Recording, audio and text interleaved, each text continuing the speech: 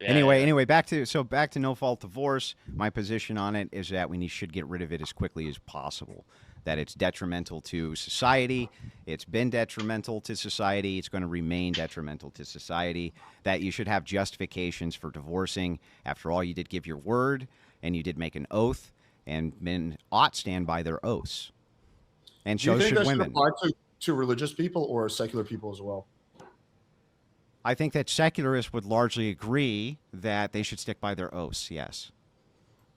No, I've asked you a direct question. Do you think that no fault divorce should not apply? Should be removed for secular people as well, or just for religious people? Yeah, I think it would be a step in the right direction for secularists as well. Though it's not my primary concern. My primary concern is with the religious. I still think that from a secular standpoint, it still makes a lot of sense. Didn't you say in the previous debate that you believe marriage should be mainly adjudicated by the church? Like the church should have supremacy when it comes to that, Yeah, and the government should not have a role. yeah. So who's going to enforce no false divorce? Is going to be because it's a legal law. It's not a church doctrine, right? It's not the church that's causing no fault divorce. It's a law. So how can the church be in charge of marriage, but at the same time you want to change the law? Well, you have to separate the two entities. So if we're talking Right. about, at this point, secular marriage, we would say that this is a state enforcement mechanism. Whereas if But you're talking it's about, also for hang it's on, also let for me finish religious the people. answer. I just let you ask the question. Let me just finish the answer. So if you're Too talking briefly. about secular marriage, okay, then yeah, that would be state enforcement. If we were talking about religious marriage, I'd want to see that be a church enforcement. I don't see any problem with that at all. And I think the state should recognize the religious marriage and the autonomy given to the church rather than the state having autonomy over that marriage. I don't see why that needs to be. Andrew, if you get divorced, who's going to enforce the alimony? Is it going to be the church or is it going to be the state? Well, if it's a church doctrine, there may not be any such thing as alimony, which is allowed if the state recognizes the church's authority over religious marriage. Who's going to allow you to divorce? Is it going to be the church or the state? Who's going to actually put you in jail for breaking the law? Well, it depend. I just told you need to separate the entities. So you're asking me in which instance, for religious marriage or for secular marriage? Well, in both of those situations, the state would come in No, and enforce the laws of divorce. they Just wouldn't. because you're religious, you don't get a different exemption Why under the couldn't law. you? Why can't you? Well, I'm not talking about why couldn't you. I'm just saying that's the way it is right now. Yeah, but I'm not talking about is. I'm talking about ought now. So you're asking me ought questions, and when I'm actually telling you what ought be is that the state recognizes religious marriage as a separate entity where the church can enforce those marriages. When you're But talking how is about the church going to enforce secular it? marriage, the same way they enforce it now, they're the ones who allow you to get a divorce, even if the state says you have a divorce from us. The church may not necessarily give you a divorce, and they will literally remove you from the community if you do such a thing. So there are stiff penalties for it. Excommunication. But let's say you're fucking you have a kid with your wife and you become a total deadbeat dad and you run away. What can the church do to force you to pay for the child's upkeeping? So the way that the church would generally enforce this is through excommunication and through kind of your spiritual father talking to both parties. So in this case, you're assuming that the marriage is between a woman and a man who both share the same religion and have turned their marriage over the enforcement arm to the actual church itself. So the church has tons and tons of authority because they can literally say you're no longer a part of this church if you don't adhere to our creed. Now, I suppose that they could become secularists and then turn their autonomy over to the state, and that would be fine. They could do that. But yeah, there's definitely an enforcement arm there via the excommunication, which is within the purview of the church. They would effectively have to commit to spiritual wickedness to go totally. But a lot of people Secular. do that, right? Yeah. Unfortunately. They do. Yeah. I mean, okay, so okay, I mean, I'm not even necessarily disagreeing that much with your argument that for religious people, the church. What about at least when it comes to alimony? What about child support? Should the church be in charge of that too, or should that be I left think up that the church has often adjudicated such things using church counselors and using church priests, where they will literally have agreements, party agreements between both parties who are members of the church, and say, listen, here's your duties and responsibilities as a Christian to your wife after we've granted you the divorce, and we expect these to be upheld, or else there's going to be a penalty, and the penalty would be removal from that community. And so This is people like will kind of go over and out of their The way. issue is this is that like basic. This is like basic though. Like, can we maybe like veer away from the theocratic discussion? Well, here? 'Cause I don't think he we're wants gonna to get do the anywhere. inquiry. He wants to do the inquiry. That's fine. We just started. You can No, find. That's fine. Here's It's the not gonna issue. come Let's to see an what agreement on any of this. well, that's not the point of a debate, is to come to agreements, to have a discussion. Anyway, here's the issue I see is the enforcement power of the church is significantly less than the state. So, for example, the state has the threat of violence behind it. So, if you're a deadbeat dad, you don't pay for your kid. Ultimately, not right away, but ultimately, they can come and put you in jail. Right? That's the threat of violence. The church doesn't have that. So, They if don't someone have just to have decides, that. but if someone just decides, I'd rather save $1,000 a month on bills than paying for my kid because I'm an asshole, and I'll just join a different church. Like, there doesn't seem to be a very strong enforcement Then they will. mechanism. Well, wait a second. That would be the perfect enforcement mechanism, right? Because once they have declared that they are now secularists, they are up for secular authority, aren't they? But who's going to determine whether they're religious or secular enough? Like, how's that going to The be determined? Is it church. going to be like The church you're will. The people who've always determined it. The church. They're going to determine if you're religious or not because they're the church. So you're saying that if someone doesn't follow the church rules, they're declared secular, and then the state comes in. Well, they're excommunicated from the church, and yeah, then you would appeal to the state authority. But then the state still has. This is how this works right now, by the way, in many nations which are under papal law, essentially. So they do actually allow, in some of these nations, and traditionally have, the state to decree who is part of the church, or I'm sorry, the church to declare who's part of the church and who isn't, and that marriage is within their dominion. If they excommunicate the person or the person walks away, then yeah, they become secularists and wards of the state at that point. The state enforcement is what's going to come in and then enforce whatever the marriage decree is. But the ultimate backing, the ultimate enforcement mechanism is the state, right? Because the church, if someone's not following the church rules, the only thing the church can do is declare them to be non-religious, at which point the state can come in. But still the state that has the ultimate power in this situation. So even if that was true, which it's not, but even if it was, so what? Well, then that doesn't follow, because if the state has, we're talking about oughts, then yeah, I guess it's just like your philosophy. I can't disprove that wrong, like that ought to happen. You're talking about getting rid of no-fault divorce, Yeah. which is something that's done through the state, and then your idea of enforcement is that, hey, the church is going to take over, but then they're gonna, if someone doesn't follow, the state's going to take back it. I mean, yeah, that's a fine argument. I don't have like a strong disagreement with that. So now that I've allowed you to have the inquiry and you're satisfied with the inquiry, can we have our inquiry back now, Alex? I appreciate you allowing me, Andrew, to ask questions. That was very kind of you. Yes, you may now ask me questions as well. Yay. Well, actually, I had some directed towards Marcus, as there's been a lot of bogarting on the debate. Marcus, your position on no-fault divorce, is it good or bad? Yeah, I wouldn't say whether it's good or bad. I don't have too strong an opinion on it. I think if people want to get divorced for any reason, they should be able to. Oh, for any reason.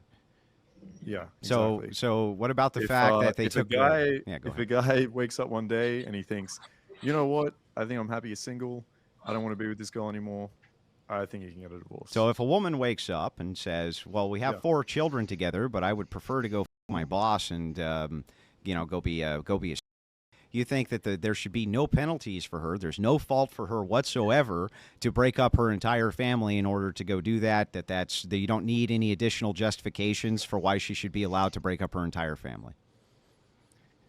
Well, if the family's broken up, then obviously the same way it's set up now, that if child support needs to be paid, it's going to be paid.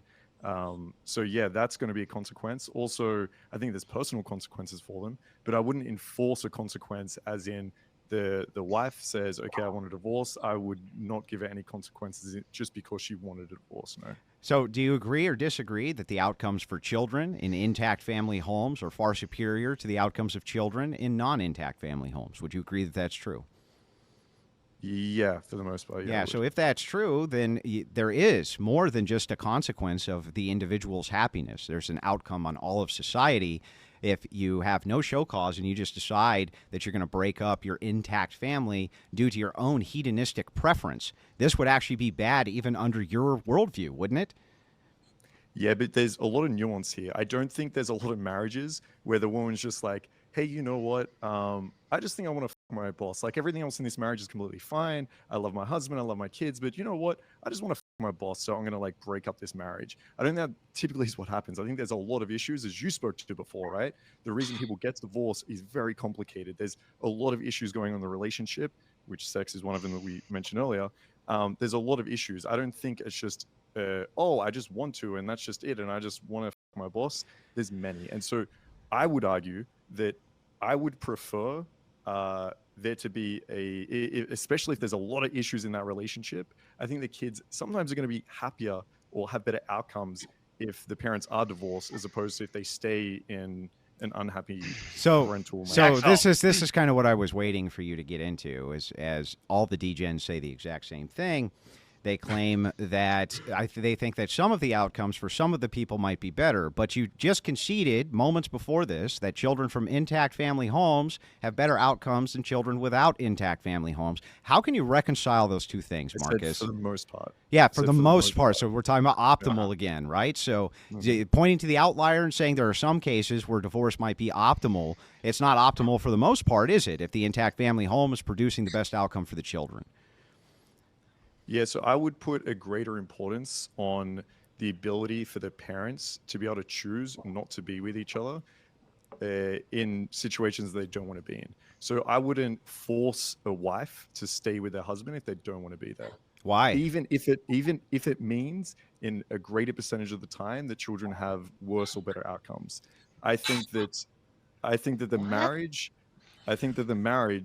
if I would never force a woman to stay with a man. Well, okay, Andrew, so hang on. First of all, it's not forcing. Hang on, it's not forcing the woman to stay with the man. The woman and man both took an oath inside of their marriage, for better, for worse, through richer and poorer, till death do us part, et cetera, et cetera, et cetera. They took oaths to each other. When you're talking about no fault, all we're saying with no fault is that you should have to show actual cause for the divorce other than irreconcilable differences, which is the number one thing cited, meaning infidelity. Or hang on. Let me finish, Marcus. Right? Infidelity, things like this, that would break up the marriage. From your perspective, though, it's okay. If right now, if you're looking at society and why society is so messed up, it's due to a single motherhood epidemic, which is on the rise. And this is why you see so many people having such bad outcomes in life. Homelessness rates are tied to single motherhood. Poverty is tied to single motherhood. Almost every single instance of negative outcomes that you can find currently in society drug abuse, is tied back to single motherhood. You don't give a about any of those outcomes, just the hedonistic relationship. Here comes the virtue signaling. Alex had a follow-up to Marcus's, and then we'll move to you, Rich. Alex just had his inquiry. Can me and Marcus finish our exchange? Hang on. It's directly related. Andrew, could you provide proof that children of couples who hate each other are happier than the children of divorced couples? What would that matter about the outcomes? Well, because if it turns out that children, when the parents hate each other, have worse outcomes than the children of couples who get divorced, then that'll completely destroy. There is some good evidence to this, and I'll give you a good example of this. If you look at children who are remanded to state custody, okay, they are 1,000 times.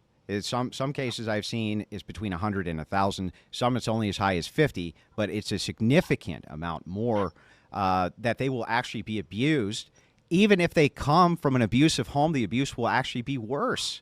What does that have to do with anything? Because what it's demonstrating is that if you're looking at the outcomes base here, even then, if you have an intact family in an abusive home, it still seems to be optimal than when you remove even the abusive parents.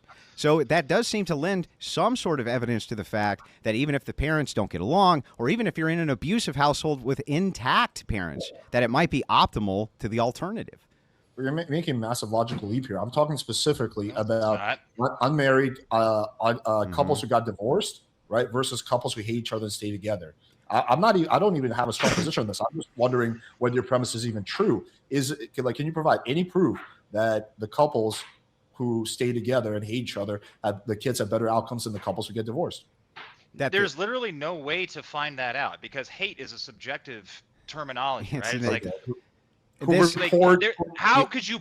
What would be the? What would be Who the? cares? data Who cares? Let's gathering just concede process? it. Hang on. Let's just concede it, right? What does that have to do with my argument that the outcomes for children who are from intact homes are far better and far and away better than the outcomes of children who are the product of single mothers? What would you, even if I gave you that argument, can you explain to me or express to me in some way how it negates mine?